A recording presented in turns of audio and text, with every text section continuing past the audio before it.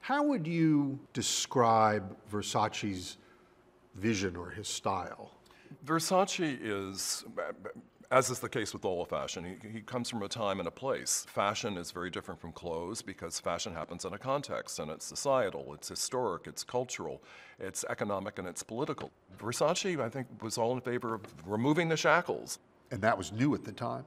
That was very new. Clothes were, I would say, fairly staid, fairly predictable, and when Gianni Versace appeared on the scene, he woke everyone up. He was a trailblazer.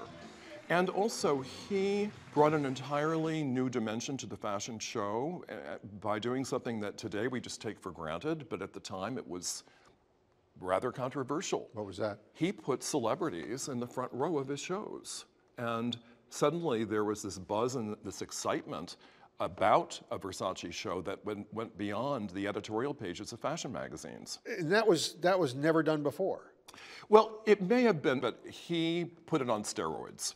I was going to say, that must have driven the other designers crazy. Well, yeah. I mean, and of course, they all followed suit.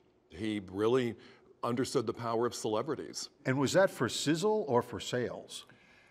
Well, Richard, it had to be for both, but it was certainly for sizzle, and there was a lot of sizzle. Versace shows were so captivating that I can't believe you could sit front row and not want to own one. What effect did his murder have on the industry?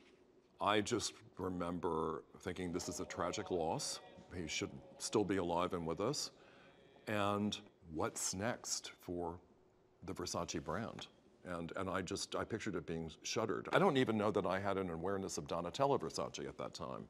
And suddenly she rose like a phoenix. And for the Versace brand, of course, we know it carried on, it continued. 20 years now after his death, history has affirmed that he has a very significant place in the fashion chronicles.